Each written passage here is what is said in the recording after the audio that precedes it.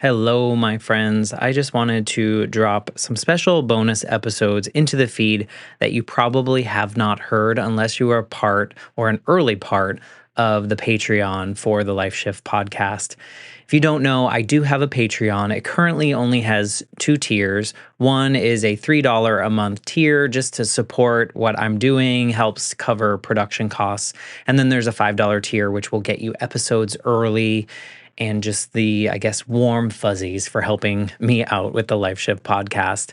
But I used to have other tiers where people were so generous and were offering additional money each month to get bonus episodes and possible winnings of t-shirts and all sorts of things. And then I realized a couple months ago that I wasn't able to deliver what I wanted to, especially for those of you that were giving me the extra money. So right now we're just kind of doing the early episodes. You'll always get those. So if you want to support the Life Shift podcast, please jump over to patreon.com/the Life Shift podcast, and you can find that information there. But I come on here because I want to share a series of these bonus episodes that I did early on in the Patreon journey. There are like 20 plus episodes in which I had bonus recordings with previous guests. So I would go back and we would have a conversation about the experience of sharing their story on the Life Shift podcast, catch up on anything. And I think these are super important. And I know most of them did not see the light of day from outside of the Patreon. So I'm going to be dropping these episodes. Whatever you're listening to now is another episode. So I'm going to use the same intro for all of them. But here is one of the bonus episodes with a former guest from the Life Shift podcast. And if you like this, let me know because I'm thinking of bringing some of this back and talking to previous guests as I go into year 4. So enjoy this bonus episode that was once released on the Patreon feed. I'm Matt Gilhooly, and this is The Life Shift, candid conversations about the pivotal moments that have changed lives forever.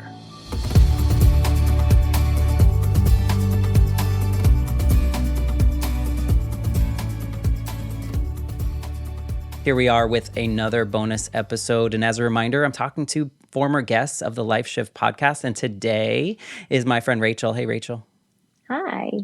It's nice to see you again and nice to have you back. You were so early in the Life Shift podcast journey that it's been a while. Yeah, thanks for having me. I'm excited to be back. So, as you know, I'm just going to kind of talk about any kind of feelings or things that happened after we had our conversation and released the episode. And just as a reminder to the people listening, you were episode 9 and you took us on a journey, and your life, you're still, kind of working through that journey. But your story was about when you lost your husband, Matt, and how you were able to find a new normal with your daughters and continue honoring your husband, which I think was the most impactful for me of your story, was what you do regularly to remind your daughters and remind yourself of the journey that you were on with your husband, Matt. So, that's just a brief recap of what your episode was about. Saying that, how did you feel after we pressed stop, after we stopped talking about kind of recording your story? For me, it's weird.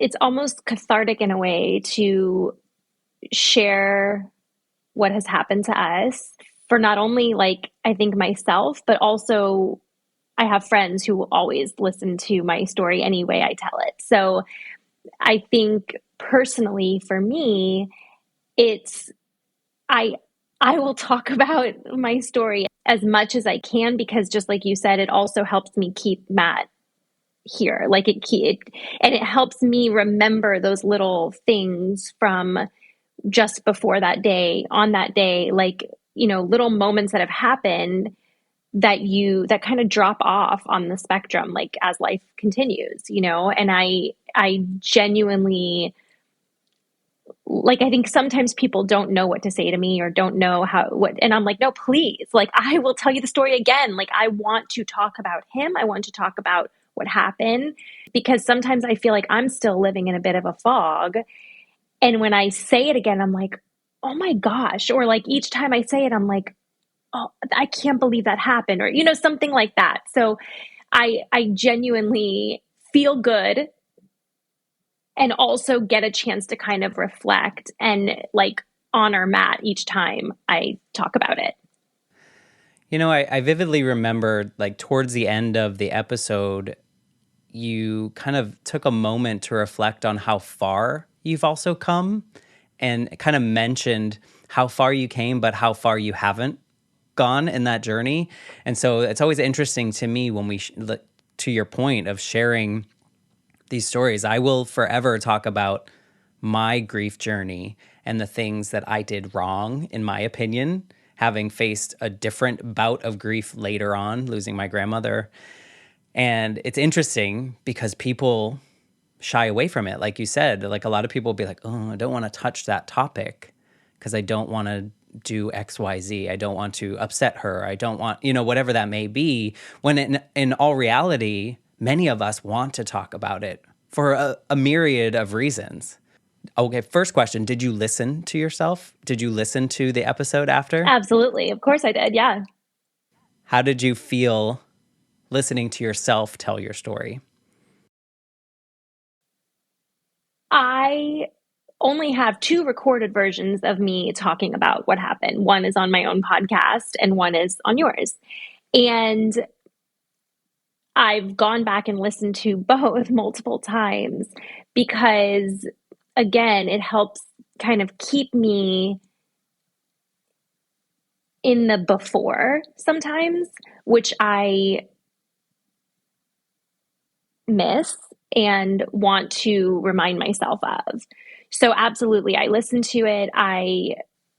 Every time I hear it, it makes me sad. Like, and it brings you right back to the emotions you felt as you're sharing, like as if I'm sitting right there. And even though I may not remember, like, oh, I said it that way, or like, oh, I said this in this way, you can feel your own emotions watching, or hearing yourself tell your story.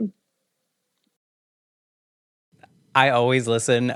My favorite thing about listening to my own episodes, and this sounds really like narcissistic or something, but I feel like I don't remember the conversations because I try to be so present in the actual conversation that sometimes I'm listening, I'm like, I don't remember saying that.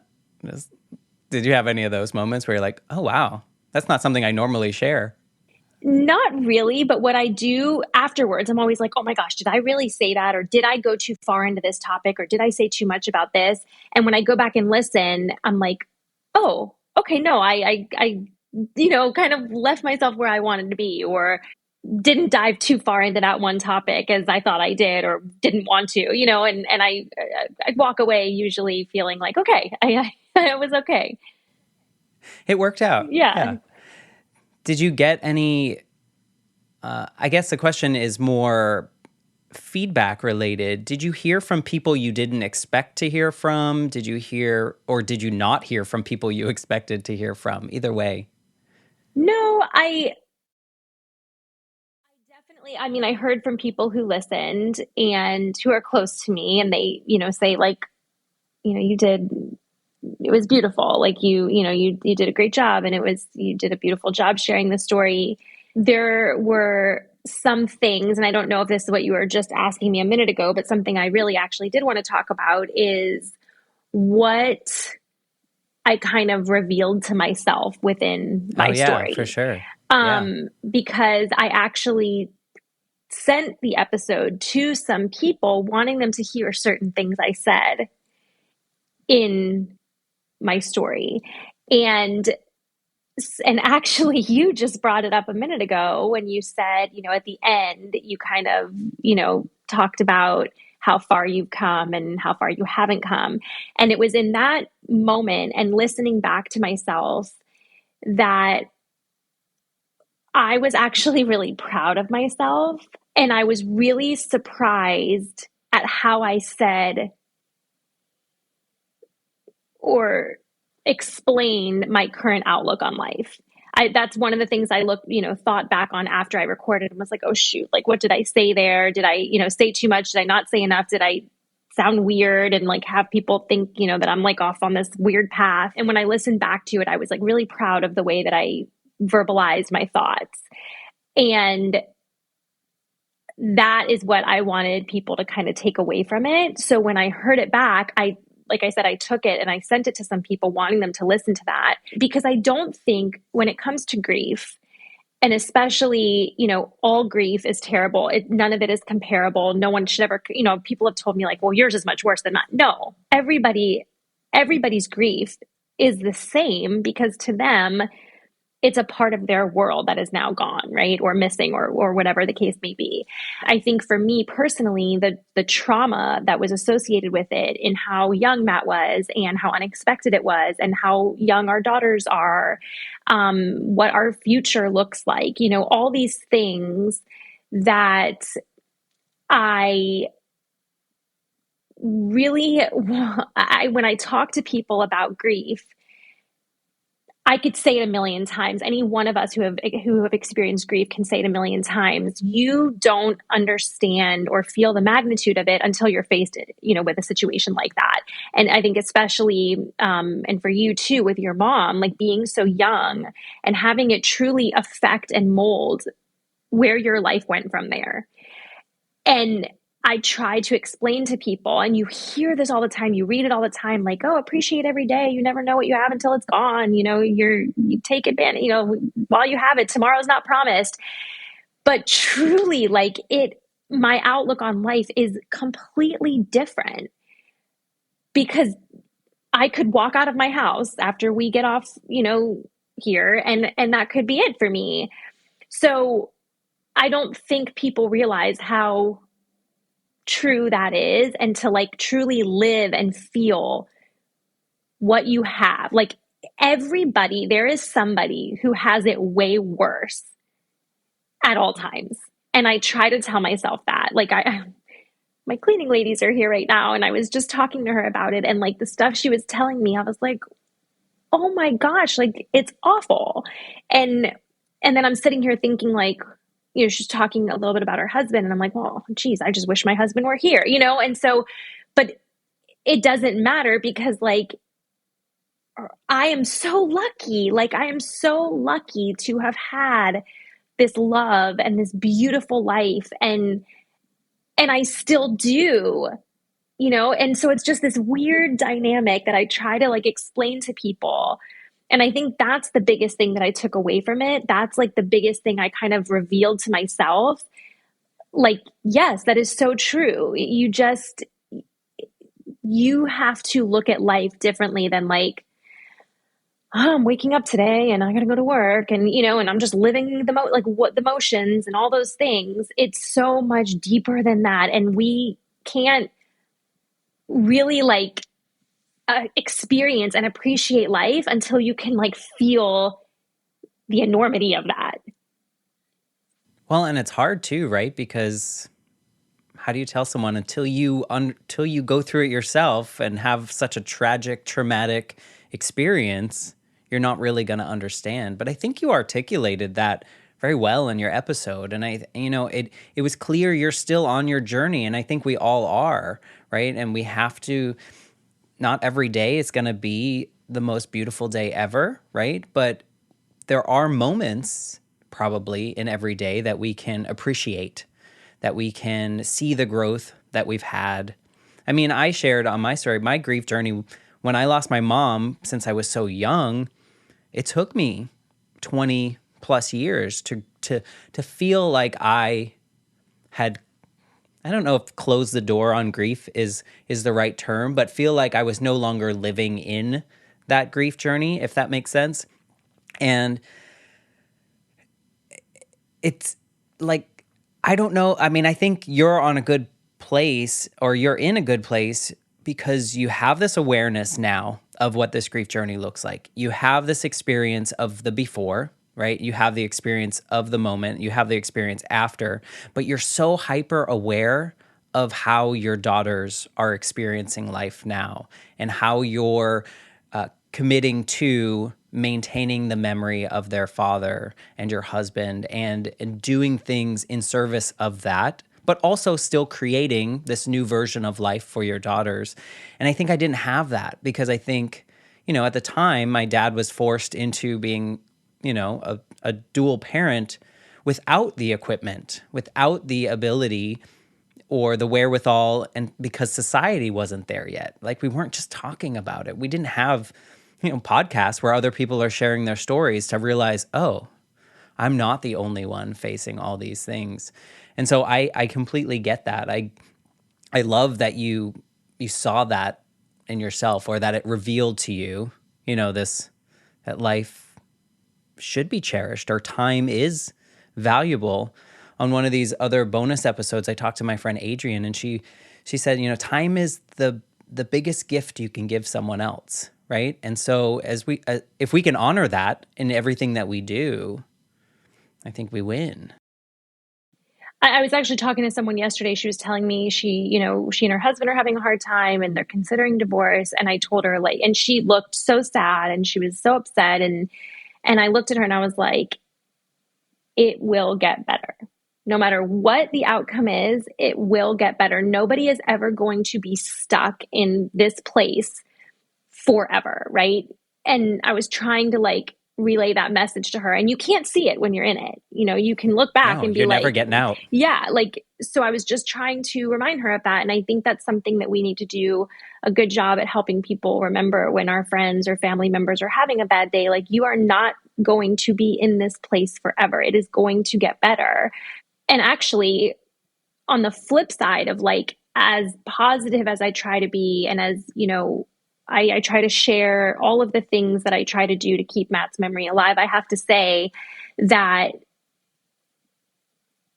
there's a lot of negative that has affected my life currently, and, what I assume to be most likely long term. Like, this is so weird, maybe for some people to understand, but Matt and I would go to my dad's house very often, and we would spend, I don't know, maybe, like, I want to say, if not once a week, like every other week, we would have dinner there. We would bring the girls and everybody, my brother would be there, my nephews. And I have a really hard time now going to my dad's house. And it's my dad. It's my family. I love my family with all my heart. I have such a hard time doing certain things that seem to, like, make sense. Like, why would I not? Why would that be an issue? And I think it's just like everything falls on my shoulders. So, like, I now have to, like, plan the day to, like, go there and spend time there. And then I got to get the girls home, and then it's late, and then I'm by myself, and I still have to walk the dog, and I have to get the girls in bed. And it's all these things. And so sometimes in my mind, it's easier to, like, not do it. So while I say, like, we have to appreciate these moments and do all these things, like, I fall into that same rut, because sometimes I find that, like, it's really hard for me to do some things that we always did. I mean, I get that. I think, nobody wants to hear advice when they're going through something, right? Like, you're, like, in this moment and you tell your friends it's going to get better, and they're like, no, it's not. It's going to be terrible forever.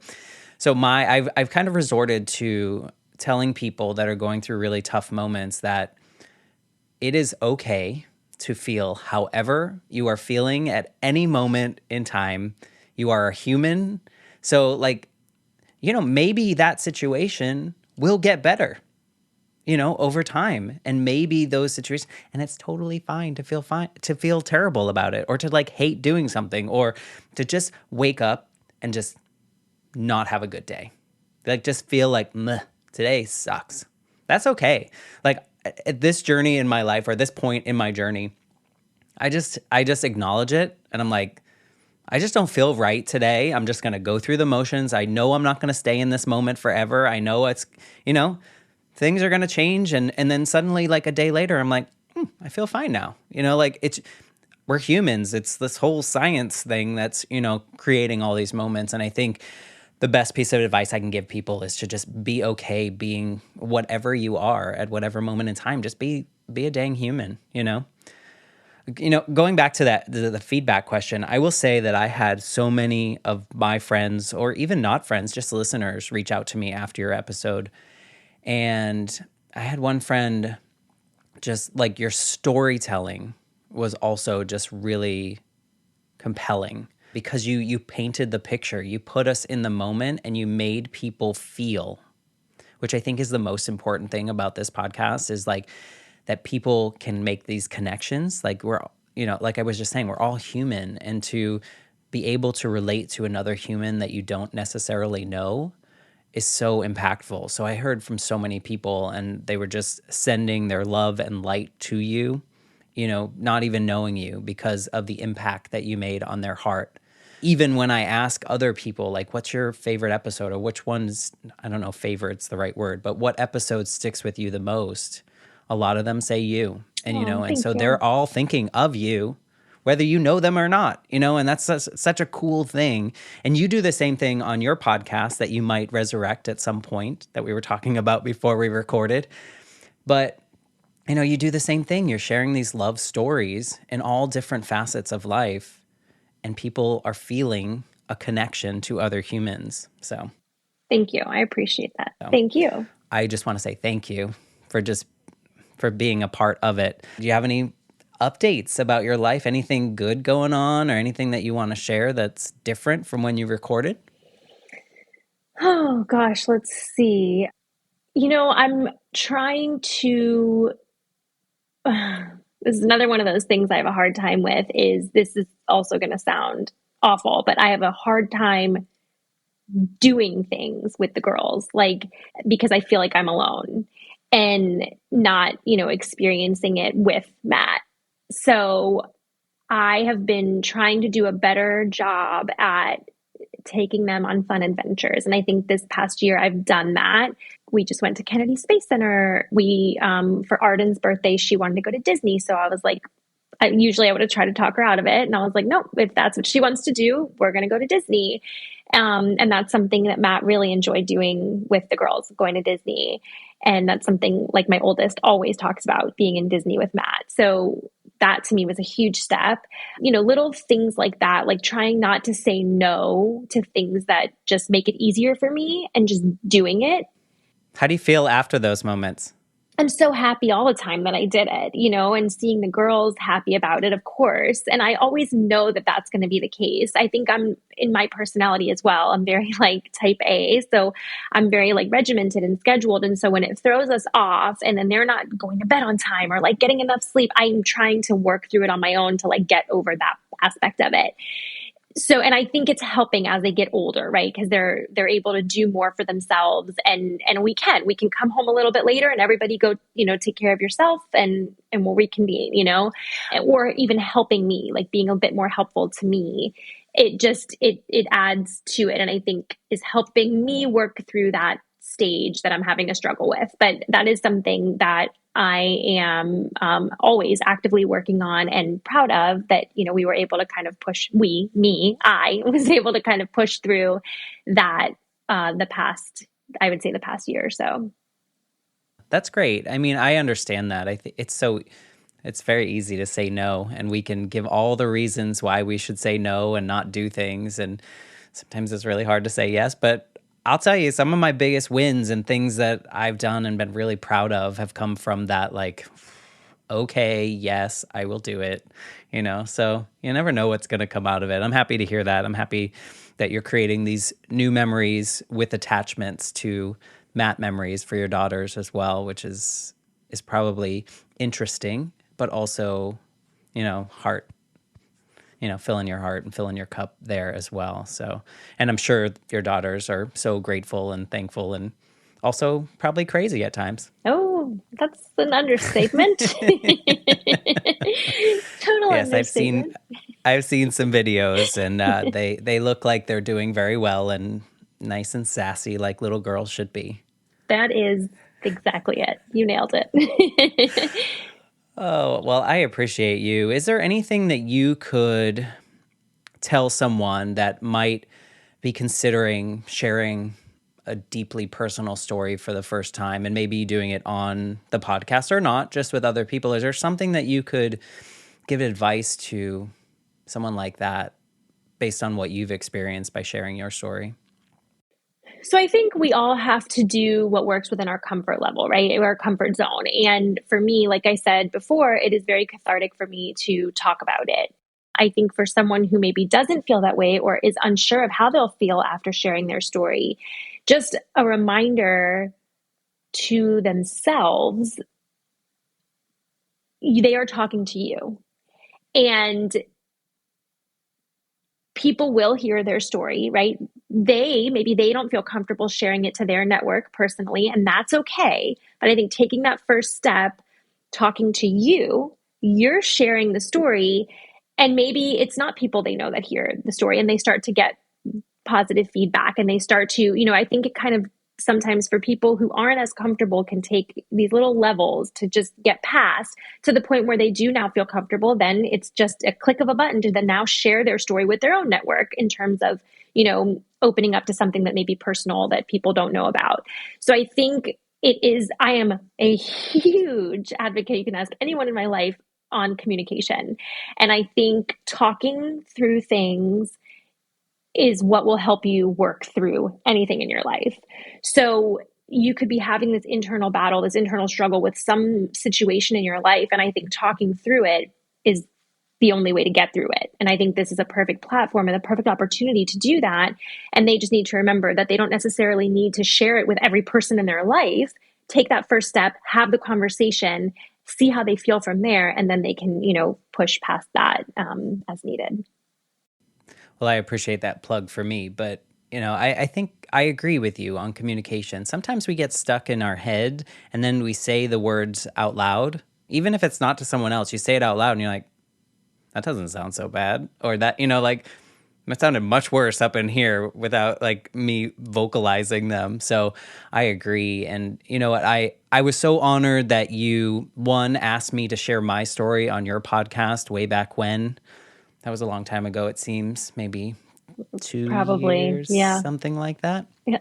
And then so honored that you agreed to be a part of the Life Shift podcast when it was just an idea for my class that I was doing at UF. So thank you for being a part of it, and thank you for being a part of this bonus episode. I appreciate you, my friend. Yeah, thanks for having me.